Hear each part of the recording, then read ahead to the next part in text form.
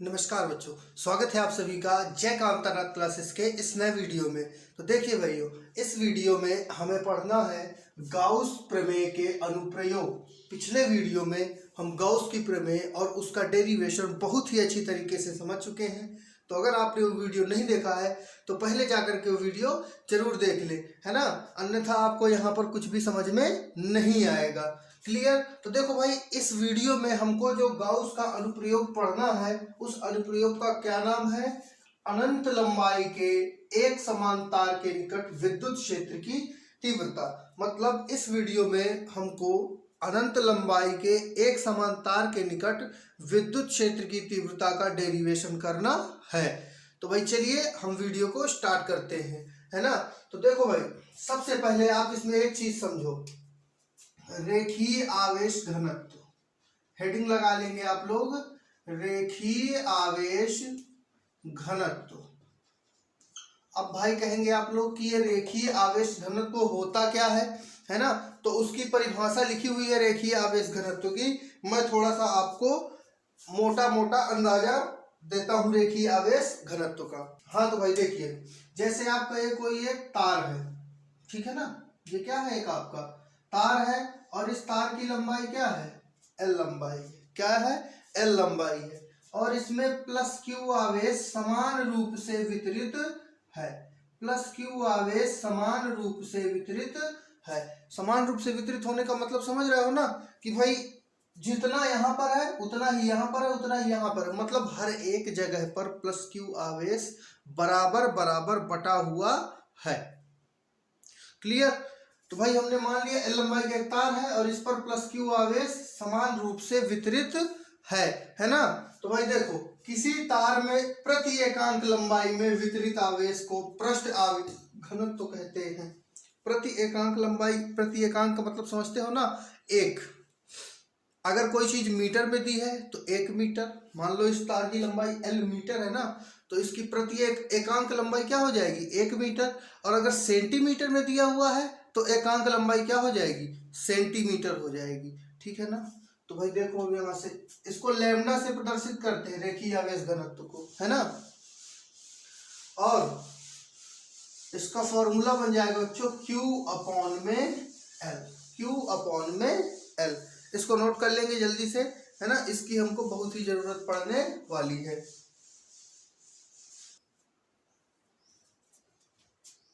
हाँ तो भाई हमने रेखीय आवेश घनत्व तो समझ लिया। अब हम करते हैं अपना डेरिवेशन। तो चलिए भाई हमारे साथ में आप, हम एक एक स्टेप जैसा जैसा हम करते जाएंगे वैसा वैसा आप भी करते जाएंगे, है ना। जिससे आपको भी सारी चीजें क्या होती जाएंगी? क्लियर होती जाएंगी, है ना। और जिससे आप भी आने वाली बोर्ड परीक्षा में अधिकतम अंक प्राप्त कर सकोगे फिजिक्स विषय में। ठीक है ना। चलो भाई प्रारंभ करते हैं इसको। तो देखो सबसे पहले तो क्या करा, अनंत लंबाई का एक समान तार, है ना। तो आप एक तार मान लो यहाँ पर, ये हमने यहाँ पर क्या मान लिया है? एक तार मान लिया, ठीक है ना। और इस तार की जो लंबाई है ऊपर से नीचे तक बच्चों ऐसे अनंत है। वो कितनी है? अनंत लंबाई का तार है, ठीक है ना। इस तार की कोई भी लंबाई अभी फिक्स नहीं है। क्लियर बच्चों? इससे आर दूरी पर, कितनी दूरी पर? आर दूरी पर, आर दूरी पर यहां पर है बच्चों एक बिंदु P। क्या है यहाँ पर? एक बिंदु P है, ठीक है ना। और इस बिंदु P पर आपको क्या निकालना है? विद्युत क्षेत्र की तीव्रता। देखो डेरिवेशन में अनंत लंबाई के एक समान तार के निकट, इस तार के निकट विद्युत क्षेत्र की तीव्रता, इस तार से r दूरी पर रखा है बिंदु P, और इस बिंदु P पर निकालना है हमको विद्युत क्षेत्र की तीव्रता। क्लियर? चलिए भाई निकालते हैं हम। इस तार की पूरी लंबाई में बच्चों प्लस क्यू आवेश, प्लस क्यू आवेश एक समान रूप से क्या है? वितरित है। इस तार की पूरी लंबाई में प्लस क्यू आवेश एक समान रूप से वितरित है। और एक समान रूप से वितरित है, इसका अर्थ तो आप समझ ही गए ना, है ना। मतलब हर एक जगह प्लस क्यू आवेश ही है इस पूरे तार में, हर एक जगह प्लस क्यू आवेश ही है इस पूरे तार में। क्लियर? देखो भाई, अब विद्युत क्षेत्र निकलेगा तो, है ना। ये प्लस क्यू आवेश है, बिंदु पी पर विद्युत क्षेत्र उत्पन्न करेगा, लेकिन उस विद्युत क्षेत्र की दिशा क्या होगी बच्चों? आप अपने दिमाग में कंसेप्ट, पिछले जो कंसेप्ट आपने सीखे हैं, अगर आप हमारे वीडियो स्टार्टिंग से देखते हुए चले आ रहे हैं तो आपको पता होगा कि हमने सिखाया बच्चों कि प्लस के कारण विद्युत क्षेत्र दूर होता है, उससे प्लस के कारण विद्युत क्षेत्र दूर होता है। मतलब यहाँ पर जो विद्युत क्षेत्र की दिशा आएगी, यहां से देखा जाएगा तो वो किस तरफ आनी है? इस तरफ ही आनी। विद्युत क्षेत्र की दिशा किस तरफ आनी है? इस तरफ आनी है, ठीक है ना। देखो विद्युत क्षेत्र से पहले हम इसमें एक चीज और समझ लेते हैं। हाँ तो भाई देखिए, अब हम क्या करेंगे, इस बिंदु P से जाने वाले एक गाउसियन पृष्ठ की रचना करेंगे।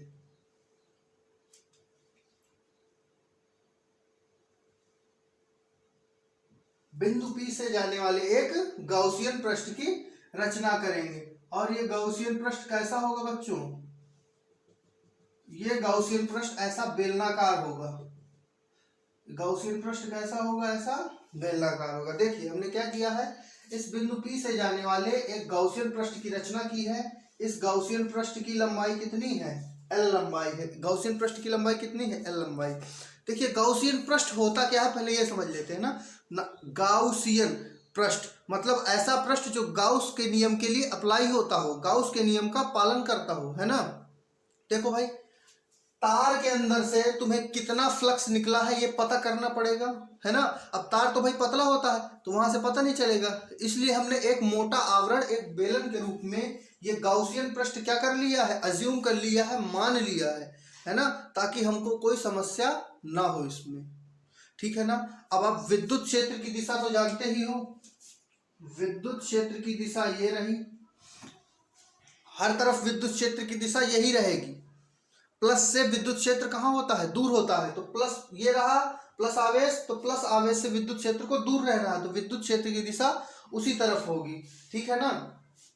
तो अब भाई देखो, अब लगाते हैं हम यहाँ से गाउस की प्रमेय। अब गाउस प्रमेय का डेरिवेशन अगर आपने नहीं पढ़ा है ना तो आपको यहाँ से आगे वीडियो समझ में नहीं आने वाला, इसलिए अभी स्किप करो इस वीडियो को, पहले गाउस नियम देखो, तब जाके वीडियो देखना, पूरा क्रिस्टल क्लियर हो जाएगा, ठीक है भाई। देखो अब यहाँ से फ्लक्स किन किन जगहों से निकलेगा, देखो मैं इसको एक उदाहरण के रूप में लेता हूँ।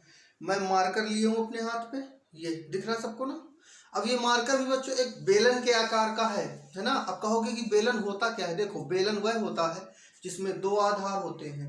आधार एक ये देखो गोल वाला भाग दिख रहा है ना, ये गोल वाला भाग दिख रहा है, और एक ये वाला गोल वाला भाग दिख रहा है इसके पीछे, ये दिख रहा है गोल वाला भाग, है ना। तो बेलन हर वह वस्तु होती है जिसके ऐसे दो आधार होते हैं, दो आधार, ऐसे दो आधार, दोनों तरफ से इसको ऐसे टिकाया जा सकता हो ना, जिसके दो आधार होते हैं वह होता है बेलन, है ना। तो इसके भी कितने आधार है? एक और दो आधार, ठीक। देखो जितना फ्लक्स इस गोल वाले भाग से जाएगा ना, यहाँ देखो गोल नहीं दिख रहा है ना, लेकिन यहाँ एक गोल है ना, देखो जितना यहाँ से जाएगा उतना ही यहाँ से जाएगा। तो चाहे इसका लिख दो चाहे इसका लिख दो, कोई फर्क नहीं पड़ता। एक यहाँ से जाएगा, समतल भाग है ये, है ना, क्या है? समतल भाग है। और एक फ्लक्स कहाँ से जाएगा बच्चों? एक फ्लक्स जाएगा इस वक्रित भाग से। एक फ्लक्स कहाँ से जाएगा? इस वक्रित भाग से, इस भाग से, है ना। अब वक्रित भाग का मतलब क्या होता है? देखो वक्र का मतलब होता है मुड़ा हुआ। वक्र का क्या मतलब होता है? मुड़ा हुआ। अब जैसे यही बेलन है आपका ना, तो इसमें ये भाग और ये भाग तो समतल भाग हो गए, लेकिन जो ये वाला भाग है, देखो जो गोल वाला भाग ना, ये यहाँ से ऐसे जो आ रहा है ना, इसको कहते हैं बच्चों वक्रित भाग। 10 में गणित पढ़े होगे तो थोड़ा बहुत तो पता होगा ही ना, नहीं भी पता है तो मैं प्रयास तो कर ही रहा हूँ। तो भाई देखो समझ में आ गया ना, ये दो इसके समतल भाग हो गए, ये वक्रित भाग हो गया। तो फ्लक्स दो जगह से जाएगा, समतल भाग से और वक्रित भाग से, ठीक है ना। तो अब जहां जहां से फ्लक्स जाएगा वहां से आप क्या कर लोगे? अल्पांश ले लोगे। क्या कर लोगे? अल्पांश। तो हमने यहां पर एक डीए लंबाई का अल्पांश ले लिया, डीए का, डीए लंबाई का अल्पांश ले लिया है, ठीक है ना। अब देखो भाई यहां ध्यान से समझना, ये रखा हुआ है आपका बेलन। ऐसे नहीं समझ में आ रहा तो मैं थोड़ा ऐसे समझाता हूं।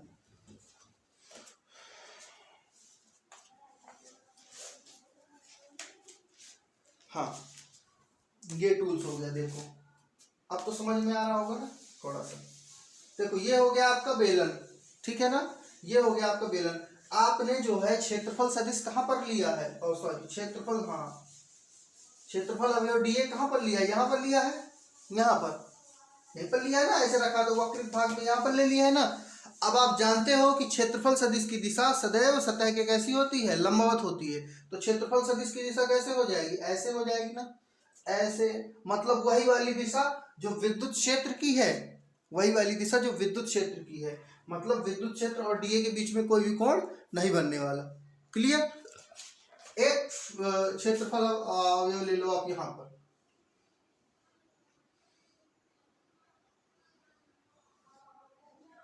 डीए।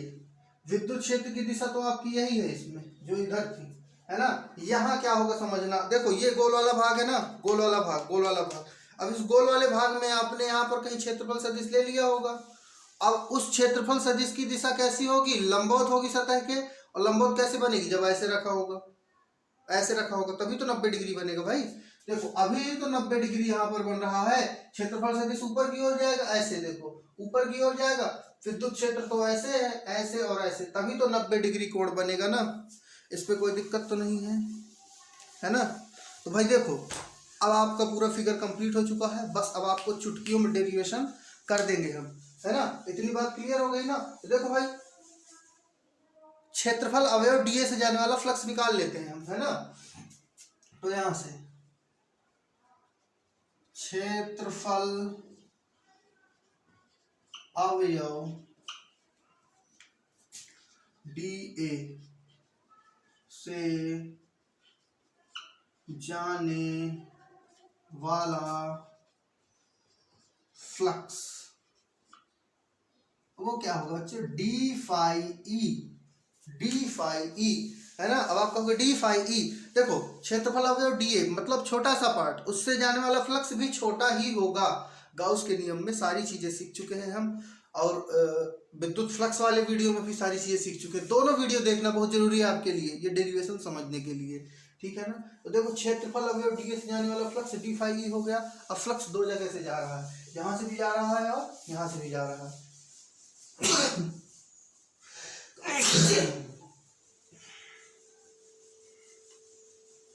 फ्लक्स कितनी जगह से जा रहा है? दो जगह से जा रहा है ना, एक यहां से जा रहा है, एक यहां से जा रहा है। तो यहां वाला भी लिख दो, यहां वाला भी लिख दो। तो यहां से डी फाई ई, ये कौन सा भाग है? समतल भाग है ना, समतल समतल समतल समतल भाग, प्लस डी फाई ई, और ये कौन सा भाग है यहाँ पर? ये वक्रित भाग है, वक्रित, है ना। वक्रित का मतलब होता है मुड़ा हुआ, ठीक है ना। तो डी फाई ई बराबर, अब भाई इसका विद्युत फ्लक्स का सूत्र क्या होता है? वो होता है E dot D A, E dot D A, plus यहाँ पर भी E dot D A, E dot D A.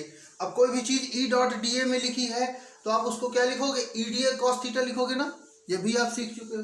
तो लिख दो भाई इसको यहाँ से, E d A cos theta, plus यहाँ से E d A cos theta, d phi E. अब थोड़ा नजर घुमाना चित्र की ओर, है ना, थोड़ा कंसंट्रेट करो बच्चों।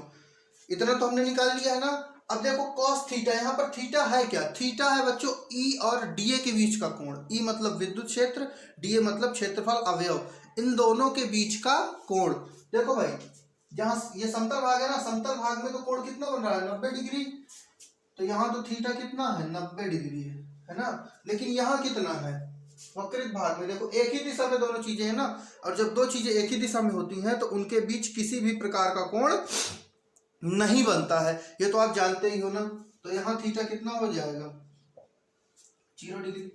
तो यहाँ से डी फाई ई बराबर, देखो यहाँ से E d A cos 90 plus E d A cos 0। Cos 90 का मान तो होता है 0, तो ये पूरा पार्ट कितना हो जाएगा? 0 हो जाएगा। ये वाला बचेगा, कॉस 0 का मान होता है 1। तो यहाँ से डी फाई ई बराबर ई डी ए। ये तो देखो बच्चों क्षेत्रफल अवयव डीए से जाने वाला फ्लक्स था। इतनी बात तो समझ में आ गई ना। ये कहाँ से जा रहा था? क्षेत्रफल अवयव डीए से अल्पांश से जा रहा था ना। और अगर आपको संपूर्ण पृष्ठ का चाहिए तो आपको क्या करना पड़ेगा? समाकलन करना पड़ेगा, आप जानते ही हो, ठीक है ना। तो संपूर्ण पृष्ठ हेतु संपूर्ण पृष्ठ हेतु दोनों ओर समाकलन करने पर, दोनों ओर समाकलन ठीक है ना। करवाओ भाई यहां से integration d phi integration E d A. D phi का समाकलन तो फाई ई होता है भाई। डी फाई ई है आपका अल्पांश से जाने वाला फ्लक्स, और जैसे ही आप अल्पांश से जाने वाले फ्लक्स का समाकलन करते हो तो वो निकल आता है पूरे पृष्ठ से जाने वाला फ्लक्स, है ना। अब देखो फ्लक्स जा कहां से रहा, यहां से तो जा नहीं रहा फ्लक्स, क्योंकि यहां तो फ्लक्स जीरो हो गया, तो यहां भी फ्लक्स कितना हो जाएगा, जीरो। मतलब फ्लक्स जाएगा कहां से, मात्र इस वक्रित भाग से, मात्र इस वक्रित भाग से। क्लियर है ना। तो देखो भाई ई कांस्टेंट है, बाहर निकालो, समाकलन के अंदर आएगा डी ए। अब थोड़ा दिमाग लगाना है यहाँ पर, थोड़े से दिमाग की लगाने की जरूरत है बस, बाकी तो हम है ना, हम क्लियर करेंगे आपको सारी चीजें। देखो डी ए क्या है यहाँ पर, डी ए है क्षेत्रफल अवयव, मतलब छोटा सा क्षेत्रफल, छोटा सा क्षेत्रफल। जैसे ही समाकलन करोगे मतलब पूरा क्षेत्रफल। देखो इन दोनों समतल भागों को हटा के जितना इस वक्रित भाग में आएगा वही उसका क्षेत्रफल होगा, ठीक है ना। देखो एक ये आधार बेलन का और एक ये आधार, इन दोनों को अगर आप हटा देते हो, ठीक है ना, तो ये जो वक्रित भाग बचता है ना, और इस एरिया का जो क्षेत्रफल होता है उसको हम कहते हैं वक्र पृष्ठ। क्या कहते हैं, वक्र पृष्ठ। और 10वीं में मेंसुरेशन में आपने पढ़ा होगा बेलन का वक्र पृष्ठ, बेलन का वक्र पृष्ठ कितना होता है, 2 पाई आर एच। कितना होता है, 2 पाई आर एच।